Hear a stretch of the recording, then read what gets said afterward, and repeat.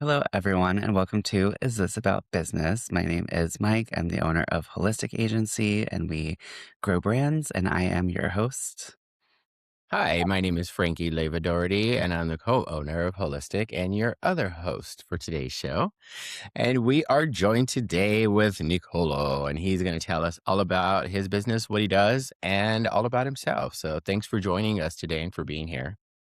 Thank you very much. It's great to be here. Super excited about this. Thank you. Thank you. So, you want to tell Hey, us a little bit about your role and then what you guys do over at Voltest? absolutely. Yeah. So I'm the co-founder and owner of Voltest. Voltest is a startup that we created a bit more than 3 years ago already in 2022. Uh, both myself and my co-founder were both engineers from Italy, grew up in what is called the Motor Valley. So in America, you have the Silicon Valley, which is, between San Jose and San Francisco. In Italy, you have the Motor Valley, which is between Milan and Bologna. And in this area, it's where we grew up, and all the big car companies, luxury car companies like Lamborghini, Ferrari, Pagani are located. And so we grew up as automotive engineers, and I was working in Ferrari. My co-founder was working in Lamborghini. So we're true passion people. But a couple of years ago, during COVID, we started brainstorming ideas and problems to solve. And we understood that electric cars are coming. For many people are already a reality, especially in some areas. There's going to be so many challenges that we're seeing already every day. So we started to work on these challenges, and that's why we created Voltest. And yeah, with Voltest, we help any company that is dealing with electric cars, used and new, in understanding how the battery is doing, because a broken battery is up to $15,000-$20,000, and you as a professional want to avoid that at all costs, right?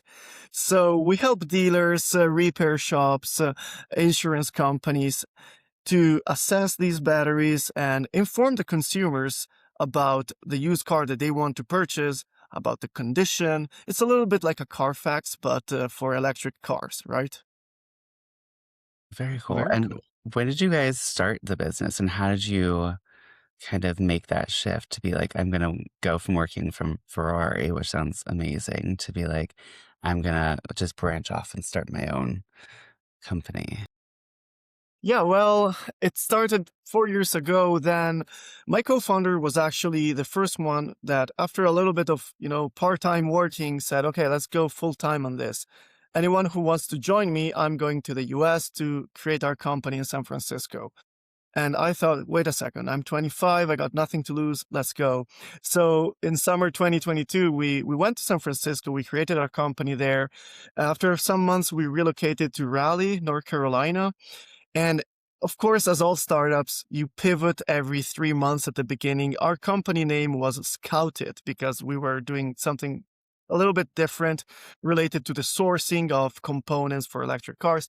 And then day after day, we worked and we created what is Voltes right now. So yeah, we moved. Actually, I still live in Italy. My co-founder moved to Raleigh, and we have just got one new employee in Raleigh signed last week. So we're very excited about that. And we have another one on the West Coast in Reno, Nevada. And I'm in Italy, and I'm working with we have a small engineering team here as well. And so I'm leading the technical department, but all the commercial and the focus of our commercial activities are in the US 100%. That is very cool. And so your service and your system that you developed, is that manufactured here or in the US, or is that just something that you are able to offer by using other people's equipment? Well, no, we have a hardware component, and this hardware component is built by a supplier that we have here in Italy. It's an engineering partner that we've been working together all of this time, and then we ship everything in the US. And then, of course, we have built our own software and insurance products as well, and that's 100%, let's say, US based. Yeah. Okay. Same. I love hardware. That's awesome. Yeah. So what does a typical day look like for you? Well, it's a small team, so we do a lot of things all together. Let's say that I am basically doing in the morning when everybody else in the US is sleeping, I am doing some engineering work, real engineering, some coding, analyzing all the battery reports that we receive, see if there's any issue with certain cars. So I reach out to customers if there's any issue and try to help them out, which luckily is not very common in the sense that we rarely see uh, broken batteries that need replacements, but that happens. So every day I do some engineering, I do some customer service, and in the afternoon I sync with the US part of the team, have some sales recap with our salespeople, which is one person, and basically we share updates and we brainstorm and work on the things that we need to work on together, which can be the new messaging, the new website, or some strategies that we want to do either for growing or selling. Yeah, this is basically my day to day. Okay. What's your typical or ideal client look like? Like, who are you trying to target to work with? Is it more of a shop or more like a person who has a car of their own, or what does that look like? Well, we started out as a B2B company. Okay. And the reason is we want to help the companies that handle EVs every day. An EV owner, which could be any one of us, doesn't really need to test his car every day. That would be a nightmare. If you want to do it, maybe you do it twice a year, 3 times a year, or if some issues arise. But we want to help the companies that are really facing issues every day, or maybe facing certain issues every day. So we started out mainly with dealerships, especially used car dealerships, because those are the ones that buy the cars sight unseen at the auction or at Copart, and they risk overpaying for a car that is broken, that has a battery that needs a replacement. Or on the other side, they don't know how to price them because maybe it's a really good car and they could ask $2,000 more to the same customer, but they don't know that. So our focus is helping dealerships, but we also have customers that are, for example, repair shops. We're working with a big repair shop chain in Australia, more than 60 locations. So we're very excited about that. But yeah, also a little bit of auctions. We're trying to, partner up with auctions so that they can directly provide the transparency that right now nobody is providing. But that, of course, is a bigger play that takes a little bit more time. That is really interesting. And it's so does um kind of prior to this, has buying an EV car that is used, is it just kind of like a luck of the draw and you have no idea, like are people, before this was invented, just kind of going in buying cars blind and unsure of what the battery condition is? Does this kind of Well, solve that? yes, exactly. So, of course, we know that there are other solutions that allow you to test the battery. The thing is, our solution is very quick. You just plug a device in the car, and in 2 minutes, you get all the basic information that you need. Right? Okay. There's other traditional testing solutions that have been there for years, but the thing is that maybe they take 3 hours, 4 hours. Just to give you an example, Tesla allows the users and the owners to test the battery of their car for free. The thing is, in order to do that, you need to discharge and charge the car again. So it takes around 15 hours. So you understand, if you are a dealer, you don't have 15 hours to spend. In 15 hours, you probably already sold the car. So we're not the first to invent this thing, but we're definitely answering a problem that other solutions are not able to answer. It's a little bit of a different use case. And another part that is very important is education. Many people don't know that an electric car is a little bit different compared to a traditional petrol engine car. So when you're buying used, there's a little bit of a different experience to have, right? And different set of information that you need to be aware of. For example, seasonality. In winter, your range is going to be lower. or the degradation. The car, when new, it was 300 miles of range, and now you have 280 because after 3, 4 years, it degraded a little bit. And if you're Right. buying a car, you want to know all those things. So we really work also with dealers to educate them and educate especially the customers that they have. That's really interesting. Yeah, because I would have never, known that. Yeah. Do you feel like a Well, big with part of what different you've been technology. doing with have you had to do, like, a lot of educating with your messaging? Because there are a lot of people who, maybe aren't as aware of kind of the issues with a used EV. Yeah, and that's the thing. Sometimes we struggle, even for example, we're doing cold outreach. We know that maybe a dealer that has 20, 30 used EVs on the lot, we know that we could help them overnight, Right. improving their margins or selling them better or, just provide more value to their customers.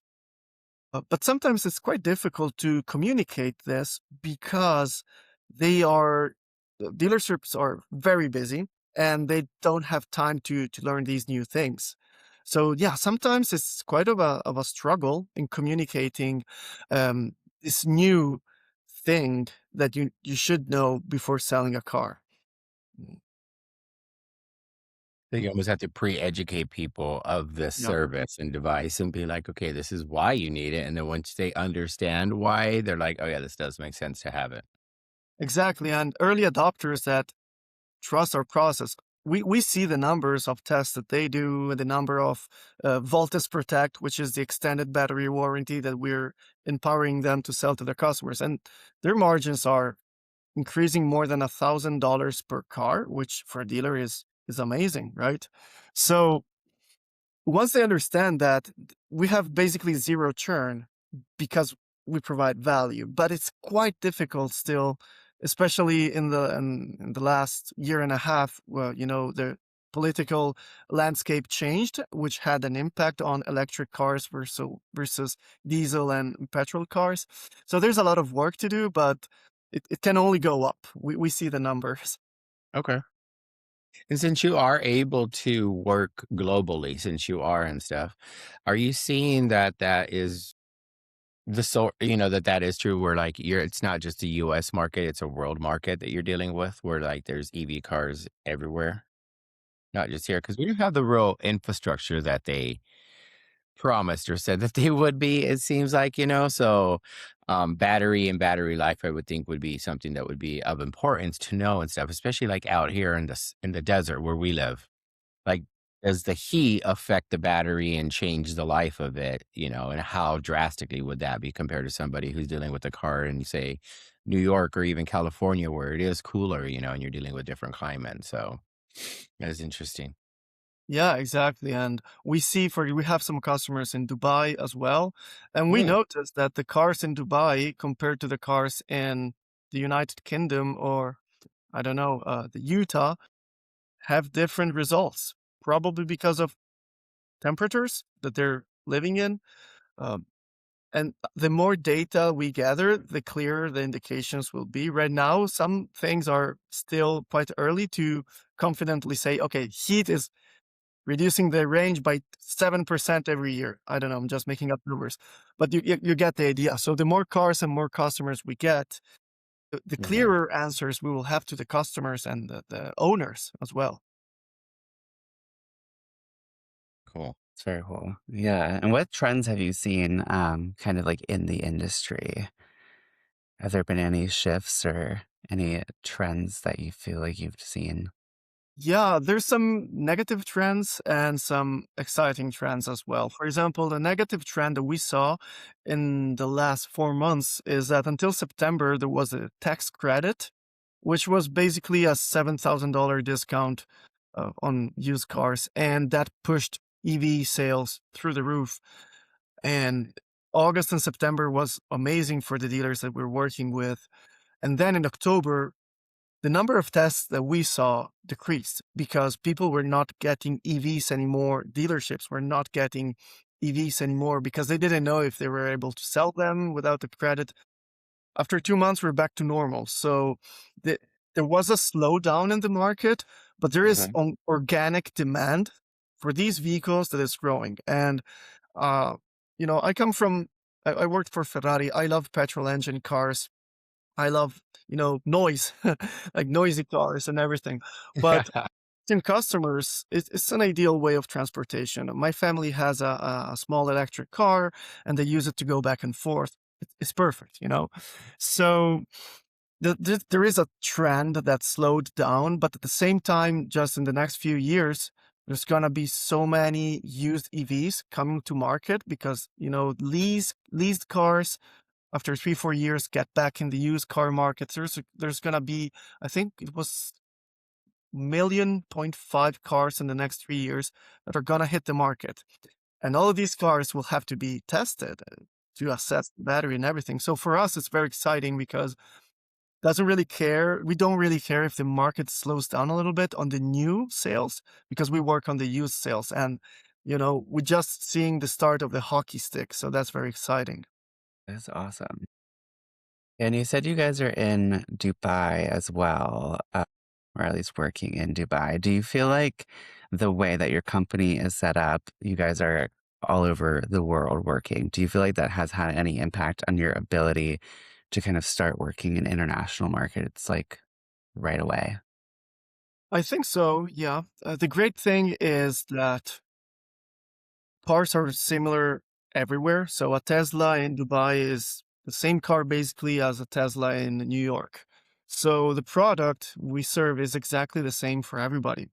So that helped us a lot, especially considering that we started as a US company, so English speaking. So since day one, we could serve anyone who speaks English, of course. If we started in Italy with a product in Italian, that would have been a completely different story. We believe that we can serve any market where we have an opportunity, right? And of course, some markets are worth more than others. We're not really active in Europe because Europe has got 25 different languages, 25 different cultures. Mhm. So we have to put all our eggs in one basket. It should be, English speaking countries. So we started from there, but we're open to everybody who reaches out to us. We have, for example, right now, some customers in Turkey as well who reached out. Yeah, and they're using our solution. So there's no limit, in my opinion. We Yeah, don't want to overextend, but since we don't have to modify anything, it's just open for everybody. that's really neat. And it was with structuring your business, did that take any additional steps or legal intervention or anything because you are international and you're based everywhere and you're working in different markets? Yeah, that's a thing. When Okay. we initially we decided from day one that we wanted to build something in the United States because of the market size, the capital raising opportunities, the dynamics of the country and the market itself compared to Italy, which is lagging far behind both for the startup ecosystem, but also the used car and electric market. It's basically non existent. So, yes, we had to do a lot of paperwork and both for immigration, but also for the company itself. So we worked with with one lawyer that helped us set up everything in the correct way. It hasn't been easy. What they say is that, you know, building a company is already difficult. Building it as an immigrant founder, it's twice more difficult. And it's true. And it is true. And it's not easy, but I think the struggles that we faced are worth the payback and the opportunities. Yeah. That's awesome. That's a really cool story. And how do you guys manage working together as like a kind of like small startup team where you are decentralized just all over the world? I know it's like, how do you communicate and, manage task management and things like that? Well, so of course, being a small team and being located in two different parts of the world, there has to be some processes in place and they need to work really well, and you need to be very autonomous. So I'm very happy with the relationship that I have with my founder, with my co-founder, because ever since the beginning, we separated certain tasks that we know is my domain. For example, I'm the CTO, technical part, it's my domain. And I do whatever I want, basically whatever I want independently. And then I share with him every day the progress. So we use Google Workspace, and every person in our team has a thread, a broadcast list, broadcast chat, where he tells everybody what he's doing every day, just to show that what you're working on and the progress. And that's very useful because they know that I'm working on certain things. If there's anything else to prioritize that they think is important or criticality, they can tell me, hey, Nick, I see that you're working on this, but I think, we should really work on this. So we discuss. But I'm the owner of the technical part. I'm not the owner, for example, of the sales at this moment, because we have someone doing sales and my co-founder is, of course, also doing sales. So on the contrary, they keep me in the loop with every sale, lead, opportunity, and tracking. But I don't really actively participate anymore in the sales calls because I'm prioritizing other things. So I think that it works really well. It takes some time to getting used to it, and you need to trust that the partner is doing the things that he should do. And it's always good to keep everybody accountable. Mhm. Yeah. Accountability is so important because if you're not doing anything, you're not going to go anywhere, right? So building a structure to keep everybody accountable, but at the same time giving everybody the freedom to do what they think is best for the growth of a company is, I think, the right strategy at this point. And then, of course, as we will grow more, we will have to set up other uh, maybe KPIs or parameters that we'll review maybe every week or things like that. But right now, we really trust each other, Mm. and we have small lines, let's say, um, like strict boundaries, but with a lot of cross contamination and communication. Okay. That's a good idea to make sure that everyone kind of has specific obligations and tasks and duties, and it's not like everyone is responsible for everything. I think Yeah. that Exactly. is hard. And when it was just two people, basically it was everybody is responsible for everything. But just Mhm, going from two people to four, you have so much more freedom to delegate tasks to Mhm. the person who is way more expert than I am, for example, in sales, right? So that's great to have. Mm, It is. A balance so that way you don't have to do everything and you can just like focus on what you are really into yeah, and what you exactly. specialize in, which is great. I love that. And then also it allows everyone to work in a sense independently while working together as a team because you're working not in just two different countries, but in several time zones. Cause even like Reno and California are different than Raleigh. And throughout the Exactly. year can change too and stuff, and so that's great that everyone could just be like, "Hi, I'm over here working." Several hours later, the next person jumps on and they're like, "Perfect, I'm working on this," and then you can all group up. That's really neat. That's Yeah. smart. And Yeah. it's not easy. We're lucky that the technical part is, I'm doing the technical part here in Italy. If I were managing sales, for example, it would be a little bit more difficult, especially because our other salesperson is in Reno and it's 9 hours difference. So we are lucky to have this perfect balance, and hopefully it will just improve, and keep being very, very efficient, let's say. Nice. and what Good luck. metrics you kinda talked about some KPIs and things, so, like, what metrics are you guys focused on improving, and are you currently tracking? Well, we have different metrics. First, we can say that we have some metrics that are more product focused. So for us, it's very important to see the growth and adoption of our solution. Mhm. So we track daily usage from all the customers that we have. For example, we sometimes see that some dealers are not testing cars for 1 month. So we try to understand what's the reason. Maybe they're not getting used electric cars anymore for whatever reason, or maybe they don't see the value. So at that point, we get back to them. So we have some perform usage metrics to understand where we should focus on when reaching out to customers, to users. Then, of course, we have growth metrics related to our website, our engagement with potential leads. We've been working a lot on organic growth, especially through LinkedIn and video platforms, TikTok, Instagram. So on LinkedIn, we also started testing a little bit with paid ads. So, of course, the metrics are views, click-through rate, the basic things that are very easy to track. And then, of course, we also track how we are optimizing for search engine results, and right now also AI engine results, because we Mhm. have customers who find us through um, ChatGPT or Claude.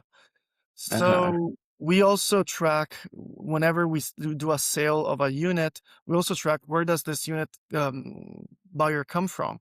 Did he Mhm. find us through ChatGPT? So that means we're doing a good job in SEO and AI Right. engine optimization. Or is it from social? So that means that either someone clicked on one of our ads or the videos made them want to look on Google for our solution. So yeah, the basic KPIs that I think most of small, medium companies track, we have a simple setup. We don't want to overcomplicate it. I think that right now we would just, waste time. Mhm. Mhm. But yeah, impressions, click-through rates, and SEO optimization are what we constantly monitor. Very Very nice. cool. And is that something that you guys like, you are managing, like, Yeah. yourself as, like, the SEO and Yeah, of course, we work, we have a platform that we're using for SEO optimization, and it's basically plug and play, and we've been using it for 7, 8 months. It's working fine. It's Mhm. just the basics, to build a foundation. Then, of course, the more we grow, the wider range of tools we will get, and collaborators as well, and partners as well. But right now we are doing simple things. So the videos, I'm making all the videos. We have a video editor in the Philippines who edits everything. Then we have Dave, who is very good at copywriting, and he focuses on LinkedIn. So I would say 60% of our business comes from LinkedIn. So every Oh, day he makes a new post, really value-filled post to provide value to users and engage them. So yeah, everything is basically in-house with a little bit of help from mhm. outside. But yeah, as I said, we try to keep it simple so that we can control quite easily everything. And it's been Mhm. working decently so far. Very nice. Well, yeah, you have to use what you can as a small business, especially, and utilize the tools. Which platforms are you out there on? Like, are you on TikTok? Are you on YouTube? Are you on social media? How Yeah. do people find you out there? TikTok, Instagram, YouTube Shorts, LinkedIn, Facebook, if yeah, of course, Facebook as well. And basically, we provide weekly videos on all these platforms in short format, which have been decent. Nothing viral, but it gets out there. So that's basically where we market ourselves, and of course, written content on LinkedIn. Yep. Okay. Very Very cool. nice. Yeah, if you could, where do you want or envision the business being in 6 to 12 months? If you could wave a magic wand. So of course, our next target is reaching 1 million of revenue, yearly revenue. It's a big milestone that we have, and we believe that we can achieve it. It's gonna require some very long nights and hard work, but we've been doing it for 3 years already. My hair starts getting gray here. So, but yeah, that's our sales milestone that we want to achieve, and especially Okay. I think a thing that we really care about is not, yeah, we want to grow as a company, but we want to do it in a way that is sustainable as a business. And that means that we don't prioritize growth at all costs. we're very customer focused. Some people call it customer obsession, right? And we're very happy in serving our customers the best way we can. So if we're able to do this while growing up to 1 million this year and the next 12 months, that would be a dream coming true. We have basically zero churn, and we want to keep it that way. That means that we're providing value and really helping users and customers. Yes. So yeah, that's our commercial target, and we're doing anything we can to reach it. Awesome. That's That's great. exciting. Yeah, and zero churn is an amazing sign. So Yeah. Yeah, that's exactly. Well done. that's a great KPI. Yeah. Awesome. Well, where can everyone find you on social media and website? Kind of like a little plug, let everyone know where they can find you Yeah, at. sure. So our company website is www.getvoltest.com. So GET Voltest, VOLTEST. And the same name tag is on our social media, either Voltest or Get Voltest. It's very easy to understand. It's a blue battery logo with a flash. So super Okay. easy. Nothing particularly crazy as a logo. And then myself on LinkedIn, professionally on LinkedIn, Niccolo Ferrari. And so how many people associate your name with the company's name and assume that you are, especially since you're Italian? Because I know when I first saw that and then I heard you say it, I was like, I don't want to be that person, but I also want to be like, so? Well, I get this question a lot. So I'll tell you a secret, and it's not a secret, but I mean, if you're familiar, you know it. So Ferrari is the second most common last name in Italy. In our area, it's super common. Just in my Okay. road where I live, there's 3 Ferrari families. Okay, so it's really literal translation of Smith. So Smith What? Ferrari is the blacksmith, the one that used to make Yes. stuff. So we are the literal translation of Smith. Yeah, it's funny because We're nobody like, knows it. maybe he has a When you go legacy. abroad, when you go abroad, it sounds really cool. And uh, Yeah. yeah, I remember even when I was in the company in Ferrari working for the company, some people didn't know that it was a common last name, so they said, "Oh, are you related with the ownership?" Like, no. Unless You I just needed some favors at that point, say, yeah, I'm the boss. So Right. right. It's like Like just start use it saying if you yes. have to. Right. If you can use it, be like, sure, if that gets Everyone me a be meeting. real nice. exactly. Yeah. But yeah, it's That is very so common. great. But could you imagine though, like if all these cars just had the name Smith on them? Now I'm going to see the name Smith every time I see a Ferrari driver. I'm going to be Ferrari. like, Smith. Yeah, if the manufacturer was in the US, there would be the Smith Formula One team and the Smith Right. supercar. Ferrari definitely has a better ring to it. It is cute Nothing sounding. against It is anyone nice. Smith listening. Right. That is great. Well, I this just has love been a it. lot of fun and I have learned a lot and I hope that everyone else has too. And so we appreciate you taking the time from your evening to be here with us today. Thank you Thank very you for much. talking It to was us. very fun. Always fun talking about EVs and meeting new people. Thank you for having me. Yeah, you're welcome. Thank you.